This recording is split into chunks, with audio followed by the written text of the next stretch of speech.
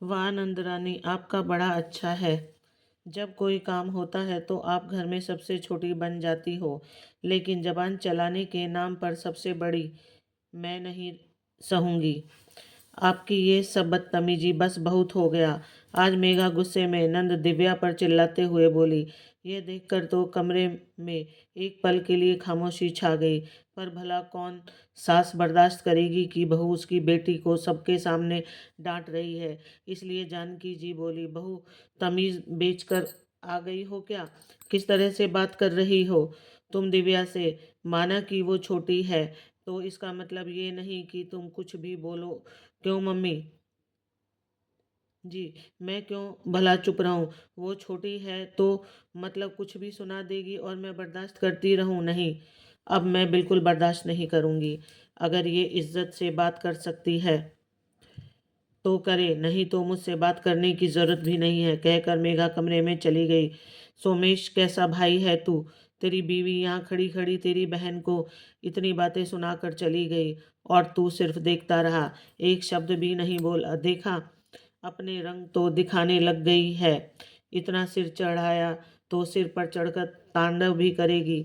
जानकी जी अपने बेटे सोमेश को डांटते हुए बोली, मम्मी हर बार उसे चुप ही तो कराता था मैं, लेकिन आखिर वो भी कब तक बर्दाश्त करेगी? और उसे डांटने की जगह आप दिव्या को समझाती क्यों नहीं हो? अभी तो वो अपने घर में झगड़ा करा रही है, कल को ससुराल जाएगी तो वहाँ से झगड़े कर घर आ जाएगी, फिर बैठा लेना उसे अपने घर पर, कहकर सोमेश भी कमरे से चला गया। मम्मी, देखा आपने कैसे भाभी सबके सामने मुझे सुनाकर चली गई। भाई ने भी कुछ नहीं कहा भाभी को। अरे इतनी ही बुरी लगती हूँ क्या मैं? एक बार शादी हो जाने दो तो मैं लौट कर कभी इनके घर में कदम नहीं रखूंगी। दिव्या रोनी सूरत बनाकर बोली, अरे ऐसे कैसे नहीं आएगी? अभी तो ये घर मेरा है, मैं बैठी हुई हूँ। जब तक तेरी माँ जिंदा है 10 बार आएगी तू यहाँ, और इन लोगों को करना पड़ेगा तेरा हर काम। तू दिल पर मत ले, जाकर आराम कर, जानकी जी ने दिव्या का साथ देते हुए कहा। जानकी जी की शह पाकर दिव्या वहां से उठकर अपने कमरे में चली गई और अपने मोबाइल को लेकर बिस्तर पर जाकर लेट गई। उसे देखकर कहीं से नहीं लग रहा था कि उसे कोई फर्क भी पड़ा है कि उसके कारण घर में कितना झगड़ा हुआ है। जानकी जी के 4 बच्चे थे, 2 बेटे और 2 बेटियां। 2 बेटे और एक बेटी की शादी हो चुकी थी। बड़ा बेटा नौकरी के कारण अपने परिवार के साथ दूसरे शहर में रहता था। मेघा की शादी को ज़्यादा नहीं, सिर्फ 5 महीने ही हुए थे, लेकिन इन 5 महीनों में वो सबसे ज़्यादा परेशान अपनी छोटी नंद दिव्या से हो चुकी थी। दिव्या किसी काम में मदद नहीं करती थी। अगर किसी काम के लिए बोलो तो उसका जवाब होता था कि मैं तो छोटी हूँ, भला मैं क्यों काम करूँ? घर में इतने बड़े लोग मौजूद हैं, वो लोग करें। लेकिन जबान चलाने के मामले में वो सबसे आगे होती थी। किसी के भी सामने अपनी भाभीियों को कुछ भी कह देती थी, लेकिन जानकी जी उसे कभी नहीं समझाती। यह बात तो मेघा को उसी दिन समझ में आ गई थी जब वो शादी होकर इस घर में आई थी। तब उसकी जेठानी शादी के घर में काम में लगी हुई थी। तब उनकी छोटी बेटी उन्हें परेशान कर रही थी तो उन्होंने दिव्या से कहा, दिव्या तुम थोड़ी देर के लिए मिन्नी को संभाल लो, तब तक मैं दूसरे काम कर लेती हूँ। पर दिव्या ने तो आव देखा न ताव, फट से जवाब दे दिया, बेटी क्या मेरे भरोसे पैदा की थी?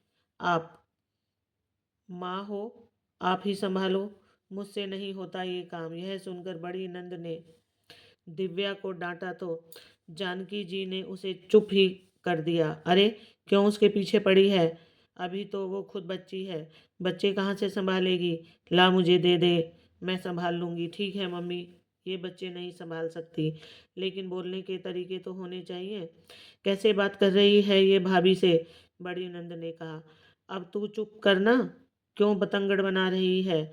चुपचाप जो काम हो रहा है वो काम करो, कहकर जानकी जी ने बड़ी बेटी को चुप कर दिया। दिव्या कई बार ऐसी बातें बोल जाती जिसके कारण मेघा को बहुत गुस्सा आता था, पर वो किसी तरह अपने आप को कंट्रोल कर लेती थी, या फिर सोमेश उसे चुप रहने के लिए कहता और आज सुबह की ही बात है।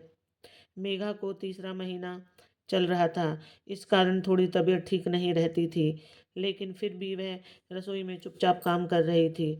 उसने जानकी जी के कहे अनुसार नाश्ते में पोहा तैयार कर दिया, लेकिन नाश्ता देखते ही दिव्या ने नाक मुंह सकोड़ लिए और जिद करके बैठ गई कि उसे तो आलू के परांठे ही खाने हैं।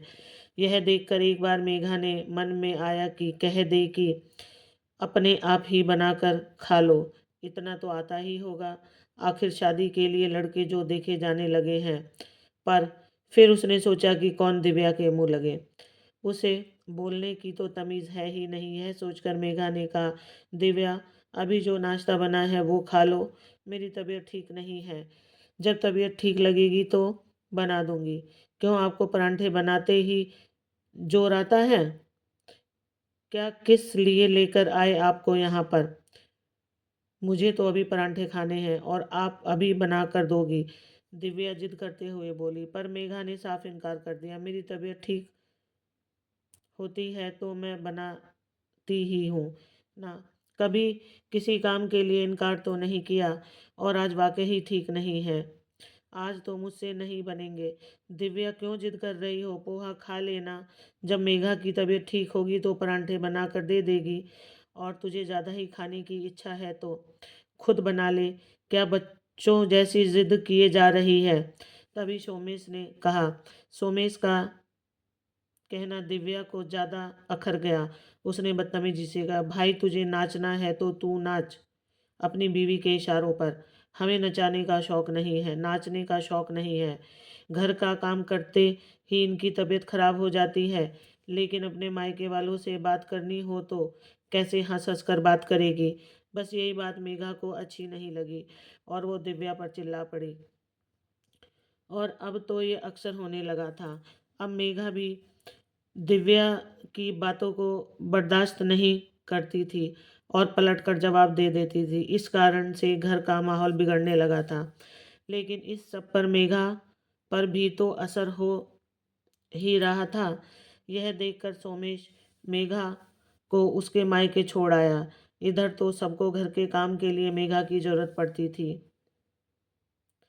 अब मेघा नहीं थी तो सारा काम जानकी जी के सिर आ गया था, लेकिन दिव्या तो अभी भी कोई मदद नहीं करती। अगर जानकी जी कहती तो सीधा जवाब देती, मम्मी, मैं घर में सबसे छोटी हूँ, क्या मुझसे काम करवाओगी? आखिर एक दिन जानकी जी ने पलट कर जवाब दे ही दिया, सबसे छोटी है तो क्या हुआ, खाती भी तो है, थोड़ा सा काम करवा सकती है। अरे, अपनी भाभी के साथ तो ऐसा करती ही थी, अपनी माँ के लिए भी तुझे दर्द नहीं आ रहा? मम्मी, मुझसे काम करवाओगी, कम से कम मायके में तो आराम करने दो। कल को ससुराल में तो ऐसी की तैसी, तेरे ससुराल की ऐसी कामचोर रही तो ससुराल से भी लौट कर वापस ही आएगी और हमारी छाती पर मूंग दलेगी। तेरे चक्कर में मैं अपने बेटे बहू से और बुरी हो रही हूँ। चुपचाप काम पर कर। अब मैं तेरे किसी काम को हाथ नहीं लगाने वाली। आखिर जब जानकी जी ने उसके कोई काम नहीं किए तो उसे खुद ही समझ में आ गया कि अपना काम तो खुद ही करना पड़ेगा। मेघा जब डिलीवरी के बाद वापस आई तो तब तक दिव्या की शादी पक्की हो चुकी थी और 2 महीने बाद उसकी शादी भी हो गई। इसलिए मेघा और दिव्या का आमना सामना थोड़ा कम ही हुआ था। राधे राधे।